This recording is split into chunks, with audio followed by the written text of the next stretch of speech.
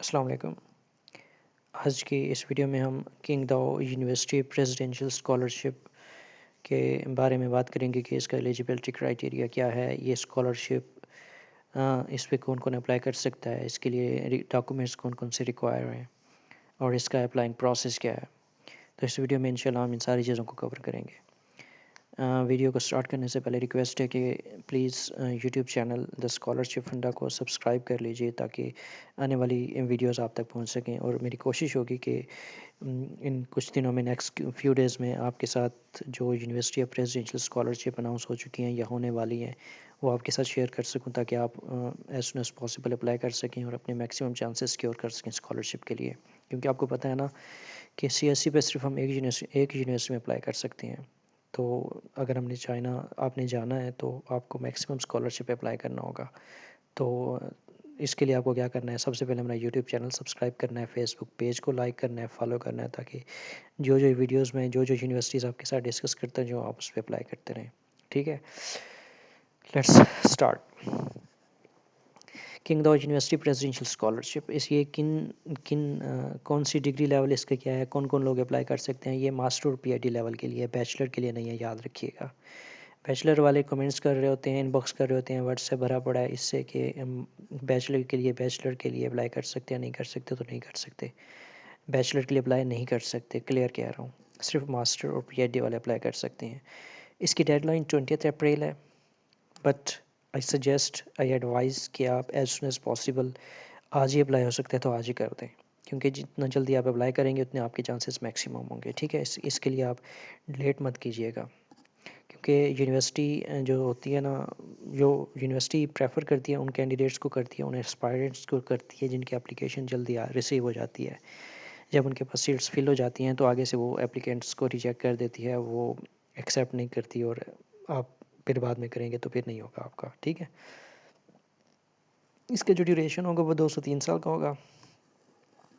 Further आप जब apply करेंगे तो वहाँ पे डिग्री की स्टार्ट डेट और एंड डेट शो हो रही होती है, वहाँ से भी आप आइडिया लगा सकते हैं। 2 से 3 साल का होता है जनरली, जो पीएचडी का होता है 3 to 4 years होता है। ठीक है, और जो नंबर ऑफ़ स्कॉलरशिप है और ये सारी चीज़ें आपको मैं ऑफिशियल जो इसकी वेबसाइट है उसका भी लिंक दे दूँगा, आप वहाँ से भी देख सकते हैं।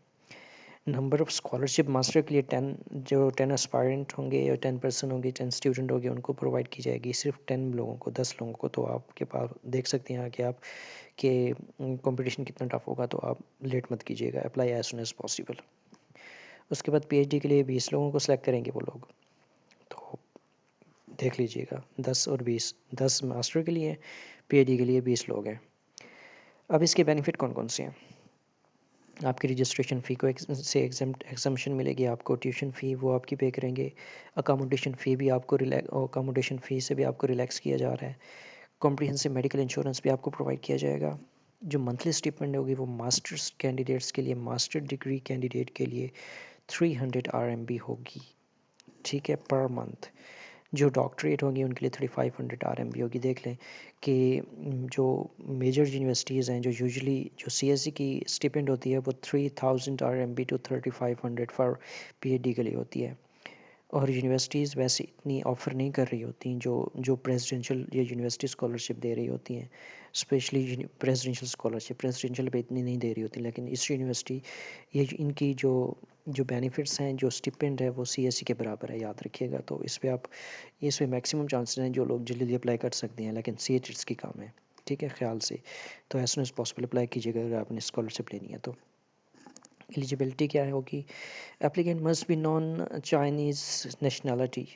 आप जब अप्लाई कर रहे हैं तो आपको चाइनीज़ की नेशनलिटी नहीं होनी चाहिए, आपके पास इंटरनेशनल स्टूडेंट होना चाहिए। ठीक है, international student out of China और former graduates of Chinese universities. अगर आपने चाइनीज़ यूनिवर्सिटी से ग्रेजुएट किया फिर भी आप अप्लाई कर सकते हैं। उसके बाद applicants for master degree studies must have bachelor degree and under the age of 35। अगर आप मास्टर के लिए अप्लाई करना चाह रहे हैं तो आपके पास बैचलर डिग्री होनी चाहिए और आपकी एज 35 या 35 से कम होनी चाहिए। But if you are going to apply for the PhD program you must have master degree and you must be under the age of 40। ठीक है, मास्टर के लिए आपकी एज 35 होनी चाहिए, जबकि पीएचडी के लिए आपकी एज 40 होनी चाहिए, 40 से कम होनी चाहिए, सॉरी। और आपके पास बैचलर और मास्टर डिग्री भी कंसेक्यूटिवली होने चाहिए, ठीक है। अगर आप पीएचडी के लिए अप्लाई कर रहे हैं तो आपके पास मास्टर डिग्री होनी चाहिए। अगर आप मास्टर के लिए अप्लाई कर रहे हैं तो आपके पास बैचलर डिग्री होनी चाहिए। उसके बाद क्या कहते हैं, only applicants that have not received any sort of fund और scholarship would apply for this scholarship. जिन कैंडिडेट्स जो कैंडिडेट्स किसी और स्कॉलरशिप पे ऑलरेडी स्टडी कर रहे हैं तो वो अप्लाई नहीं कर सकते। जो जो कोई और स्कॉलरशिप अवेल कर चुके हैं तो वो ये अवेल नहीं कर सकते। Of course if you are studying, if you are having any other scholarship, you have to give up this scholarship, ठीक है। आप एक टाइम में एक ही स्कॉलरशिप ले सकते हैं। रिक्वायर्ड डॉक्यूमेंट्स कौन कौन से हैं, आपकी डिग्री होनी चाहिए जिसको नोटराइज, आपने नोटराइज उसको कॉपी करवा के नोटराइज करवा लें, कलर कॉपी, ठीक है। एक डिग्री होनी चाहिए। अगर आपके पास डिग्री नहीं है, अगर आप होप सर्टिफिकेट पे भी अप्लाई कर सकते हैं। होप सर्टिफिकेट का मतलब इन द फ्यूचर जब आपका एडमिशन हो जाए जाना में, तो उस वक्त आपने जो डिग्री सबमिट करानी है उससे पहले आपने बताना है कि आपको जाने जाने तक आपको डिग्री मिल जाएगी, एक्सपेक्टेड है। आपकी डिग्री अभी मिली नहीं है लेकिन एक्सपेक्टेड है, तो आप होप सर्टिफिकेट के साथ अप्लाई कर सकते हैं। होप सर्टिफिकेट कहाँ से मिलेगा, ये आपको आपके डिपार्टमेंट से मिल जाएगा। उसके बाद है ट्रांसक्रिप्ट। तो आपने ट्रांसक्रिप्ट भी साथ अटैच करना है, वो उसकी भी नोटराइज कापी लगानी है आपने। अगर आप लास्ट सेमेस्टर में हैं तो प्रीवियस सेमेस्टर का रिजल्ट कार्ड आप लगा सकते हैं। 8th में है तो 7th का आप रिजल्ट कार्ड यहाँ पे ट्रांसक्रिप्ट आप यहाँ अटैच कर सकते हैं। स्टडी प्लान और रिसर्च प्रपोजल।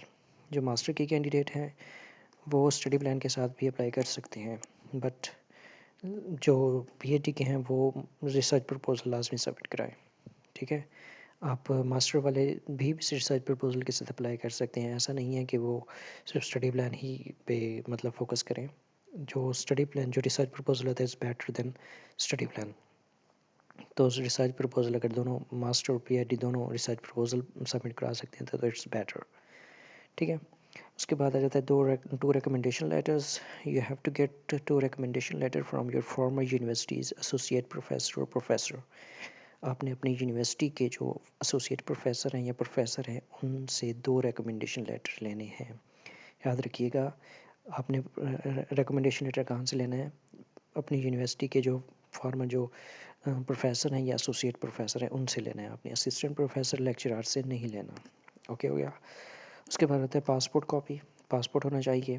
उसके बाद आपके पासपोर्ट साइज़ पिक्चर होनी चाहिए। Physical examination form, physical examination form Google पे लिखेंगे तो आराम से फॉर्मेट मिल जाएगा।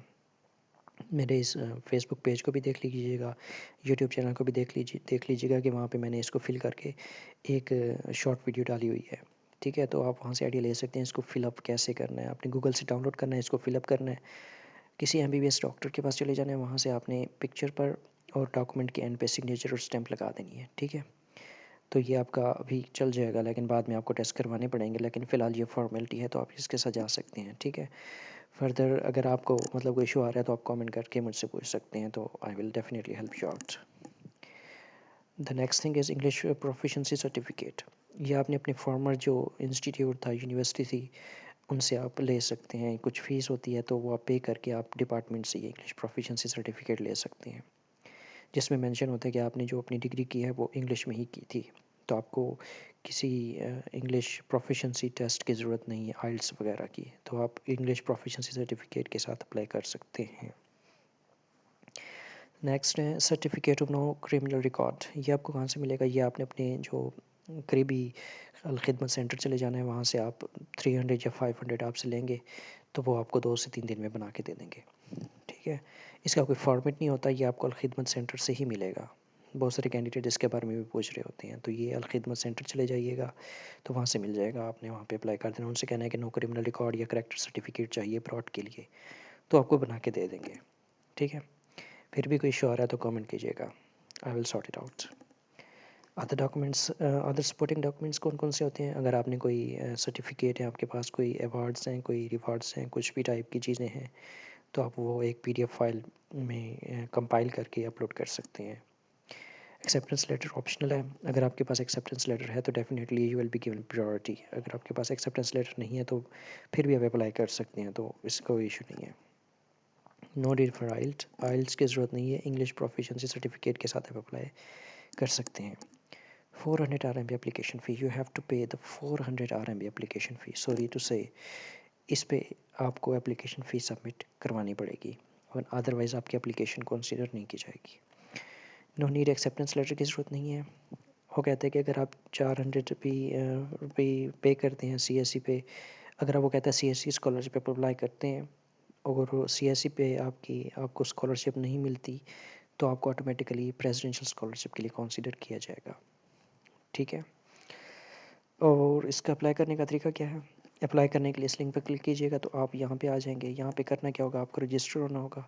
इससे पहले अगर आप ऑफिशियल लिंक पे जाके इसकी डिटेल पढ़ना चाहते हैं तो इस लिंक पे क्लिक कीजिएगा, आप यहाँ पे आ जाएंगे। यहाँ पे इसकी कंप्लीट डिटेल दी गई है, इसको आप गो थ्रू कर सकते हैं। ठीक है, एप्लीकेशन फॉर्म भी दिया हुआ, इन्फॉर्मेशन सारी दी हुई है, एप्लीकेशन फॉर्म भी दिया हुआ है। आपने ये इसको भी फिल करके अपलोड करना होगा, ये डॉक्यूमेंट्स में होगा। ओके, और इसके बाद अप्लाई करेंगे तो यहाँ पे आ जाएंगे। यहाँ पे आपने रजिस्टर होना है, फिर आपने रजिस्टर होने के बाद आपके पास ईमेल आएगी वेरिफिकेशन, उसको आपने वेरीफाई करना है। फिर यहाँ पे लॉगिन करना है और एप्लीकेशन स्टार्ट कर लेना है। जो जो प्रोसेस स्टेप होंगे उसको आपने इस फॉर्म जो भी स्टेप आ रहे होंगे उसको उसके मुताबिक आपने इसको अप्लाई करते जाना जिस प्रोग्राम में आप अप्लाई करना चाह रहे हैं। ठीक है, उसके बाद आपने एप्लीकेशन को सबमिट करा देना है। अगर आपको कोई इशू आ रहा है अप्लाई करने में, तो अगर आप कहते हैं कि step by step university portal पे अप्लाई करके दिखाएं तो कमेंट कीजिएगा। I will try my best कि जैसे टाइम मिलता है तो मैं उस पर भी एक वीडियो बना दूँ। लेकिन ये इजी होगा, आई होप कि कोई इशू नहीं होगा। अगर आप चाहते हैं कि आपको पेड सर्विस चाहिए हम आपके अप्लाई करके दें तो उसके लिए टाइम तो नहीं है, लेकिन फिर देखेंगे क्या करना है।